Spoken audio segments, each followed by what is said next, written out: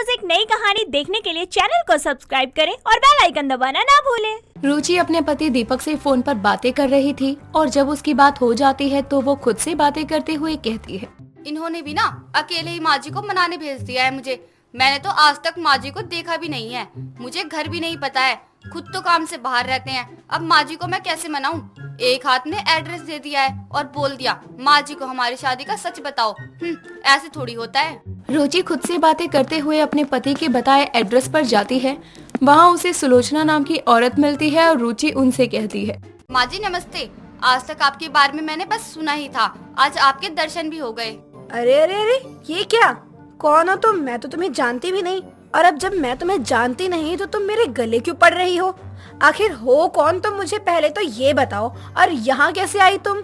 माँ जी मैं आपकी बहू हूँ। वो दीपक जी और मैं एक दूसरे से बहुत प्यार करते हैं। उन्हें आपको सब सच बताने में बहुत डर लग रहा था, इसलिए मैं आई हूँ। और आपको तो पता ही है वो काम से बाहर गए हैं। अरे मैं मान ही नहीं सकती कि मेरा बेटा मुझसे कोई बात छुपाएगा। तू झूठ बोल रही है। माँ जी मैं सच बोल रही हूँ, उन्होंने मुझसे शादी भी की है। अगर आपको यकीन नहीं होता तो आप खुद उनसे पूछ लेना जब वो घर वापस आएंगे, लेकिन आप मेरा यकीन करो, मैं सच बोल रही हूँ। दीपक तो हर समय घर से बाहर ही रहता है, क्या पता उसने सच में इस लड़की से शादी कर ली हो, मुझसे बोला ना जा रहा हो, तो अब अपनी बीवी को भेजा हो उसने। माँ जी क्या हुआ? आप कोई जवाब क्यों नहीं दे रही हो? मैं सच बोल रही हूँ माँ जी, मैं आपकी बहू हूँ। अरे बिन बुलाई बहू है। मेरे कितने अरमान थे कि मेरी बहू आएगी तो मैं उसके लिए पूरा घर सजाऊंगी, ये करूंगी वो करूंगी, लेकिन बिन बुलाई बाराती की तरह तू बिन बुलाई बहू आ गई। माँ जी अब तो आपकी बहू आ गई है ना, तो अब आप अपने सारे अरमान पूरे कर लो। मैं आपको कभी भी निराश नहीं करूंगी। आपको जैसी बहू चाहिए थी मैं वैसी ही बनूंगी। पहली बात तो ये कि तू मेरी बहू नहीं है, और दूसरी बात ये कि अगर तू मेरी सच में बहू है तो मैं बिन बुलाई बहू को अपनी बहू नहीं मानती हूँ। तुझे जो करना है कर, मैं तुझे किसी चीज के लिए नहीं टोकूंगी, क्योंकि मेरी नजरों में तू मेरी बहू ही नहीं है। लेकिन माँ जी आपको आज नहीं तो कल मुझे अपनी बहू के रूप में तो अपनाना होगा ही ना। नहीं, मैं बिन बुलाई बहू को अपनी बहू कभी नहीं मानूंगी। जब शादी करते वक्त तुम दोनों ने मुझे कुछ बताना जरूरी नहीं समझा, तो अब मेरी राय मायने क्यों रखती है? नहीं माँ जी ऐसा नहीं है, हमारे लिए आपकी राय बहुत ज्यादा मायने रखती है। मुझे यही लगता था कि तू झूठ बोल रही है। मेरा बेटा अगर कुछ भी ऐसा करता है तो मुझे खुद से बताने आता, ना कि अपनी बीवी को भेजता। सुलोचना बिना बुलाए बहू के आ जाने से बहुत ज्यादा हैरान हो जाती है, लेकिन वो उसे जाने के लिए नहीं कहती, क्योंकि 2 दिन बाद तो सुलोचना का बेटा ही आ जाता है और तब दूध का दूध पानी का पानी हो ही जाता। इसीलिए सुलोचना रुचि को घर से बाहर नहीं निकालती। उसी शाम सुलोचना अपने घर में बैठी हुई थी, तभी वहाँ उसकी पड़ोसन सुनीता आती है और वो बोलती है, अरे सुलोचना, तेरा तो एक ही बेटा है, वो भी अच्छा खासा कमा रहा है, तो उसे क्या जरूरत पड़ी है ऐसे छुप छुप कर शादी करने की? अपने बेटे की शादी धूमधाम से कराती ना। अरे काहे की बहू और काहे की शादी? मुझे तो बहू ने अपने नाम पर झटका दे दिया है। झटका मिला है? क्यों, तेरी बहू तुझे करंट देती है क्या, जो तुझे इतने झटके मिल रहे हैं? बिन बुलाए बहू घर में आएगी तो बिजली के झटके तो लगेंगे ही ना। तो अब वही मेरा भी हाल हो रहा है। जान ना पहचान और अचानक से घर में आकर बोल रही है कि मेरी बहू है। अच्छा ऐसी बात है, तो तूने किसी अनजान लड़की को अपने घर में रखा ही क्यों है? अभी तो तेरा बेटा भी नहीं है यहाँ, क्या पता चोरी करने के इरादे से आई हो तेरी बहू बनकर। ये बात तो पहले मैंने भी सोची थी, लेकिन सच कहूँ तो मुझे उसका स्वभाव बहुत अच्छा लगा। मतलब कोशिश बहुत कर रही थी, और उसने अब तक जो कुछ बताया वो सब सच था, तो मुझे लग रहा था कि वो सच ही बोल रही होगी। बस इसीलिए उसे घर से बाहर नहीं निकाला मैंने। तेरी बात ठीक तो है, लेकिन फिर भी जरा ध्यान रखियो, आजकल के लोगों का कोई भरोसा नहीं है। परेशान तो मैं भी बहुत हो गई हूँ कि घर में बिन बुलाए बहू आ गई, और मुझे तो ये भी नहीं पता कि सच में ये मेरी बहू है या ये सब बस एक झूठ बोल रही है। कुछ नहीं पता ना। तो तू अपने बेटे को जल्दी बुला लेना, कल आने से अच्छा है आज ही आ जाए। मैं तो अभी ही बुला लूं, लेकिन उसका फोन लगता ही कहाँ है। ये मेरी बिन बुलाई बहू ऐसे ही बैठी रहती है पति की याद में। अगर फोन लग पाता तो अब तक सारा मामला ही सुलझ चुका होता ना। कोई बात नहीं, जल्दी ही सारी बातें सामने आ जाएंगी, तू चिंता मत कर।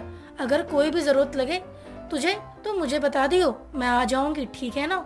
सुलोचना अपनी बिना बुलाए घर आई बहू से थोड़ा परेशान भी हो रही थी, क्योंकि रुचि बार बार उसके पास जाती और उसे मनाने की हर कोशिश कर रही थी। अगली सुबह सुलोचना अपने कमरे में सो रही थी, तभी वहाँ पर रुचि चाय नाश्ता लेकर अपनी सास के कमरे में आती है और कहती है, माँ जी उठिए और ये देखिए मैंने आपके लिए क्या बनाया है। आज खास आपके लिए मैंने इतना अच्छा खाना बनाया है। चलिए आप जल्दी से चाय नाश्ता कर लो। मेरे ससुराल में ये मेरा पहला रसोई है। तुझे सुबह ही मिली थी क्या खराब करने के लिए? एक तो तू बिन बुलाए पहले ही मेरे घर आ गई, ऊपर से अब बिन बुलाए रसोई में भी कब्जा कर रही है। तुझसे एक जगह टिक कर बैठा नहीं जाता क्या? माँ जी आपको अच्छा लगे इसलिए तो मैं रसोई में खाना बनाने गई थी। मुझे दीपक जी ने बताया था आपको अच्छे अच्छे खाने का बहुत शौक है, इसलिए मैंने आपकी पसंदीदा चीज ही बनाई है। अच्छा, आज तक तो दीपक कभी मेरे साथ बैठकर 2 वक्त की रोटी तक नहीं खाता था और अपनी बीवी को बताने के लिए मेरी सारी पसंद नापसंद चीजें उसे पता है। माँ जी आप मानोगी नहीं, लेकिन दीपक जी तो हर समय आपके बारे में ही बात करते रहते थे। उन्हें आपकी छोटी छोटी बातों की खबर थी और मुझसे शादी करते हुए भी यही बोल रहे थे कि मेरी माँ को खुश रखना। अच्छा, वो मेरे बारे में इतना ज्यादा सोचता है, लेकिन आज तक तो उसने मुझसे सीधे मुंह बात तक नहीं की। तू मेरे बेटे दीपक के बारे में ही बात कर रही है ना, या किसी और दीपक के बारे में बता रही है? माँ जी मैं आपके बेटे और मेरे पति दीपक के बारे में ही बात कर रही हूँ। उन्होंने ही तो मुझे यहाँ भेजा है कि मैं आपका दिल जीत सकूं।